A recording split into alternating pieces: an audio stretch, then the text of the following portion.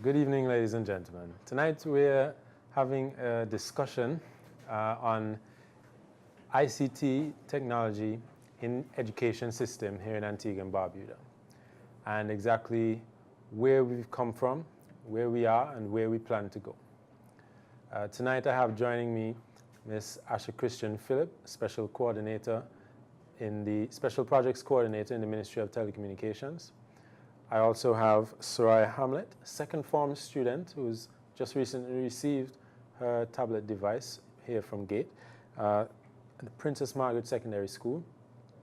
I also have Ms. Maskal, Knowledge Manager in the Ministry of Education. And I also have Ms. Moraine, Principal at Otto's Comprehensive School. So tonight, I'll let Asha get us started, and we'll take it from there. Thank you, Ashton, and thank you everyone for being here. Tonight, what we want to do is to have a discussion, an open discussion from people in different areas within the government sector, within education, from the Telecommunications and Technology Ministry, as well as get perspectives and input from a student, a second form student at that, someone who has just received the device, and to get an idea or to gauge what it is, what we're doing right now, and to see what it is that we can do better, and to see where it is that we need to go. So I'll get the ball rolling and ask everyone tonight, how do you feel about the e-education computer tablet and e-education connectivity component of GATE as it is today? Oh, that question is for me. Well, the tablet initiative, as you know, has sparked wide-ranging conversations from various groups, various communities on the internet, socially, on the radio, television, and some positive, some negative.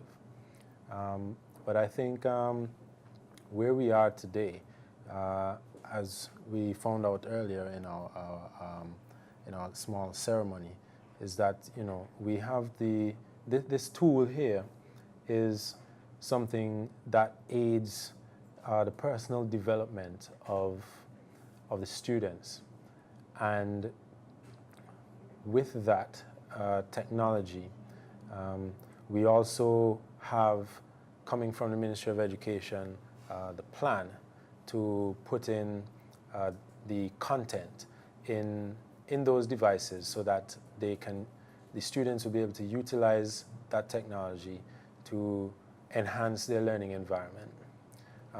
So I think we've started the ball rolling, and this is just the beginning. This is just the beginning. It's just a start for us to continue to empower the young students at our secondary schools. And I think we're going to see the benefits, maybe not next year, but generally speaking, few years from now, as our citizenry become more competitive with the access to information through these technologies. One of the things I want to add, because Ashton, you made a very important, well, you asked a very important question earlier. Where were we? Where are we? And where are we going? Right. Where we were a few years is that we were either without the technology in the classroom, we either had schools with just a lab that was basically limited only to IT students. And where we are today is that we are giving one-to-one accessibility to learning devices. And that, to me, is very important for us to really mark. And as a result, this puts the students, it transforms our whole learning environment in that it puts the students at an advantage where they take ownership for their own learning. And I think that is key. And the fact that you've mentioned the plan that is being developed by the Ministry of Education is also key, because the devices, they're useless without the content. And actually now you may have some persons critiquing, oh, the students are using it just for entertainment. Now I have a second former here, and I want to put her on the spot as to one of the things she'll want to go home this evening as she opens this box, what is the first thing that you'll attempt to do on this device?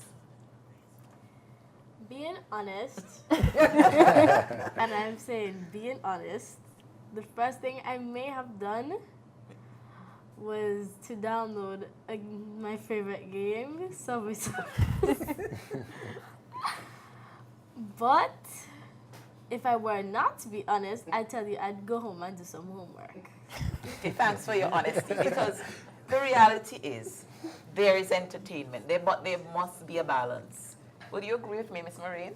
I agree.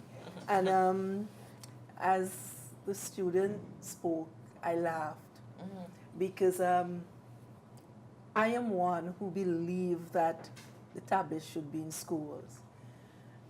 But we have a problem, right? Throughout the day, as I said earlier, put the tablets up, get your work done. But we want them to have them, right? And I know we are going to have to work on a policy because all the schools are going to have to be singing from the same hymn sheet. One school can't be doing one thing and another school the next. And in order for this program to work in the schools, we have to work together. I am really, really excited about the tablets being in the schools. As a history teacher, the information that we had, was limited to books.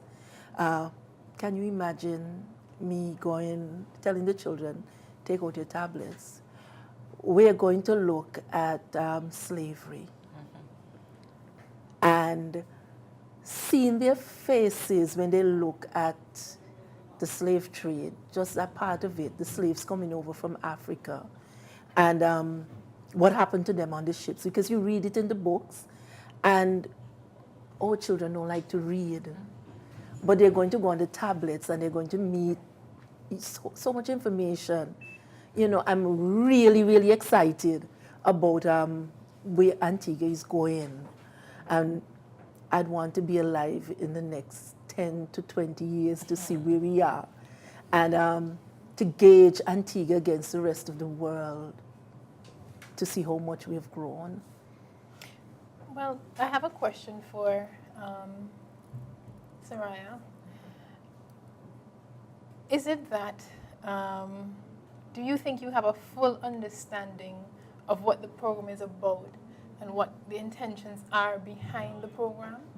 How is it that you see this program, and how is it that we can help you to understand what the benefits of being a part of this program can have on your education?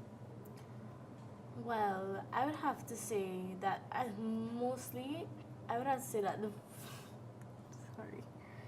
the program would be an advantage for most kids whose parents can't really afford to buy them the technology that they need for educational uses and etc.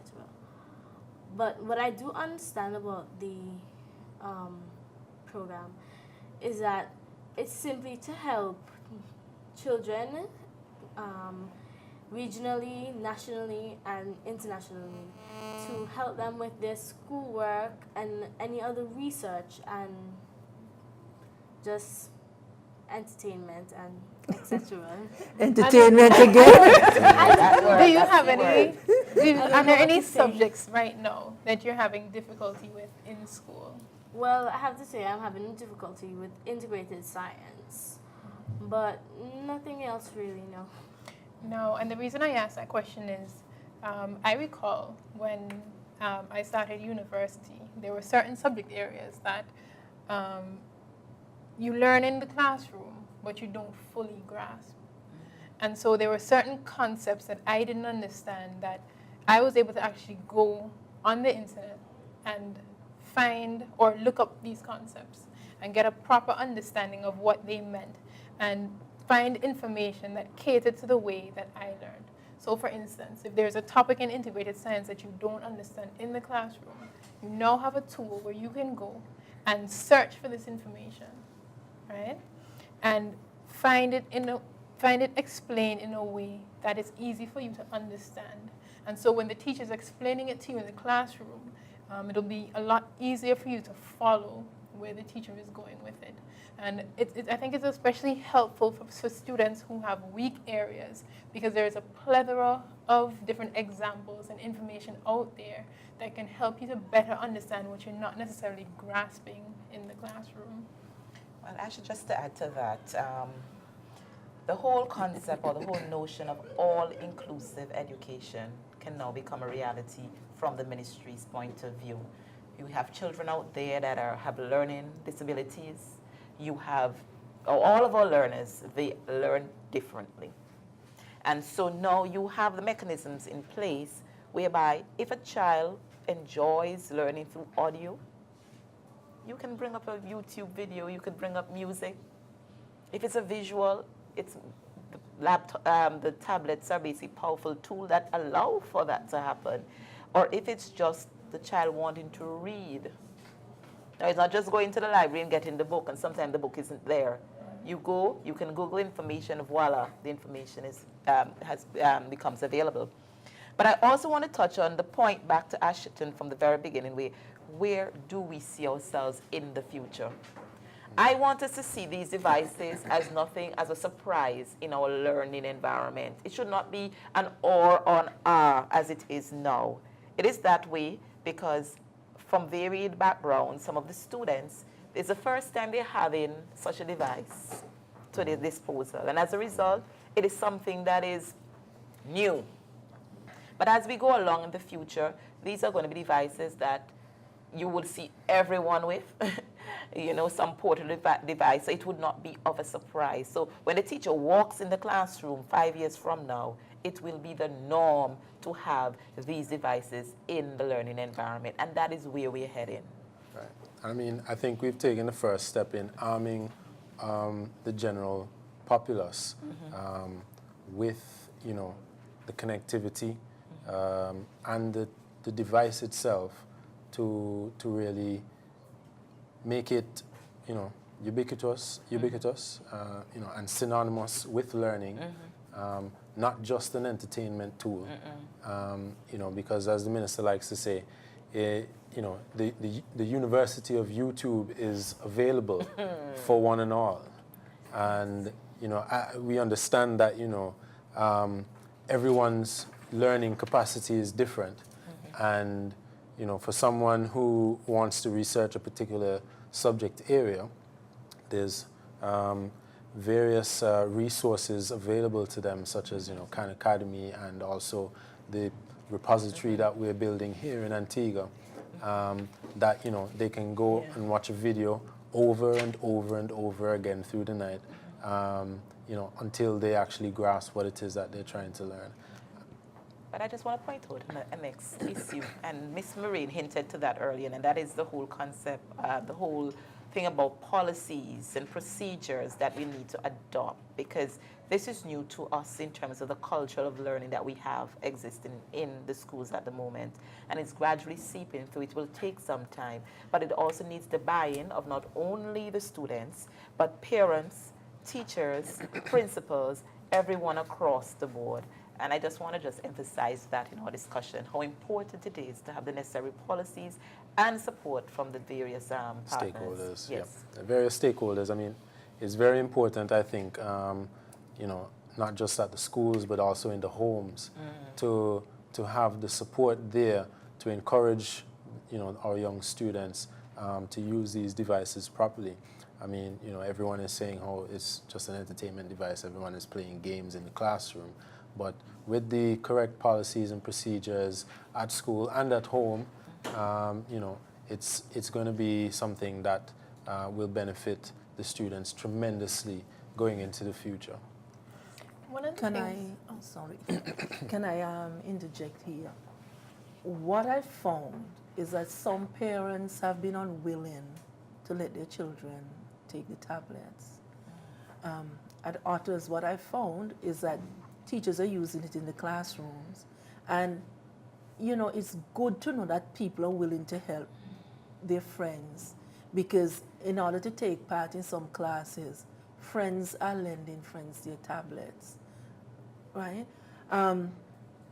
the parents, I know most of them are scared the child will lose a tablet, they would have to pay that money for it. But if they don't put this device in their child's hands, the child is going to be left behind. I was telling my teachers, one of the things that they could do was that they could use Google Docs to set their multiple choice questions. You know how much help that is? We actually use Google Docs a lot. You set your questions, you set your answers. Google Forms. The children go in, they take the test, and when they submit, the test is marked. The children get their marks back right away, and the teachers get the marks to put down. You know how much work that saves. My daughter teaches, and last night up to after 12, she was marking papers. Right? It would be a great help. So I really like to encourage the parents, those who are sort of scared, just get on board. It will be good for your child. And I want to join in with that, Ms. Marina. I want to support what you're saying, because I know, I don't know if you have the stats here, Asher and Ashton, but what is the percentage in terms of damage? Have you really had anything? Because I know these children, when they get these devices, they protect them very quickly. You know, you can't separate them from them, and they make sure that before they hit the ground, they are under them, right? And that's the reality. So just for the parents who are out there, we need to have a little faith in our students, because we need that whole class situation where everyone in the classroom, they have a tablet so that they can take part, because the reality is that's the way the learning environment is going. And there's nothing wrong with teaching our children a little bit of responsibility. Right. You know, there's nothing wrong with that at all. I mean, in places like Nigeria, you know, a whole village saves up to send one man to university to come back and benefit the population there. You know, and here we have this great opportunity for everyone to learn. Yes. You know, so again, I want to encourage everyone to try and utilize this tool for the benefit of everyone here. One of the last things that I wanted to address was the concern about students playing games. Now, of course, that is something that is serious that needs to be addressed. But then, in the same token, it's something that needs to be embraced. You have many students who are playing these flight simulator games. And these are obviously students, or quite probably students, who are quite interested in aviation. And that is their introduction into that field. They can go on to be pilots, maybe even astronauts, who knows? You know, it could be engineers. There's some who are into the race cars and race car driving, which is actually growing and booming in Antigua right now. So it's now to try and find out how we can hone those skills and to get them to use these games, as they were, in a positive manner, and see how best we can tap into that to help them out professionally and to empower them. And Sorry. I'd like to add what Mrs. Maskell said a couple of moments ago. She said that normally they'd have to use the internet for some subjects. And when you go on YouTube and Google, Yahoo, and etc. Well, the other day I had to look up a song about Christopher Columbus for my subject history. And it was pretty simple to just go on YouTube, look up the name of the song, and just listen to it. And after that, it was pretty easy to understand the concept of what my teacher was trying to say, where he went, who he was, how did he get there, what were his troubles, and etc. It just simply explains everything flat out. Normally, you wouldn't really understand what your teacher may be talking about in class, because normally it's not really that a lot of time, because it's like an hour and a half and quarter of an hour to just simply understand piece of a subject, piece by piece, and then next day you might just simply get a test on what you're doing. So it's just simply go home and try find out and simply just to understand the concept of the subject, the topic, and everything. I have a question for you then. You seem to have access to internet at home, right? What do you think, how do you think this will benefit someone that doesn't have access to internet at home? Do you think they will be able to use this to benefit, you know, to enhance their personal development as you have in the classroom, in the learning environment? Well, they might not have internet at home, but I'm pretty sure at the school, most of the schools, they have internet. Like at my school, they have internet connections for when you're in the computer lab or when you're in the library. So you can just simply, you can at least stay at school, you have your tablet. Mostly sometimes the computer room is normally full after school. I should know, I fill it up lots of times. So, yeah. Okay, thank you. All right. Well, I'd like to thank everyone. Mr. Farron, my dear Ms. Hamlet, Ms. Maskell, Ms. Marine. I think it's been a very positive and fruitful discussion, and we hope to have many more of these in the near future. Thank you. Thank you. Thank you. Thank you.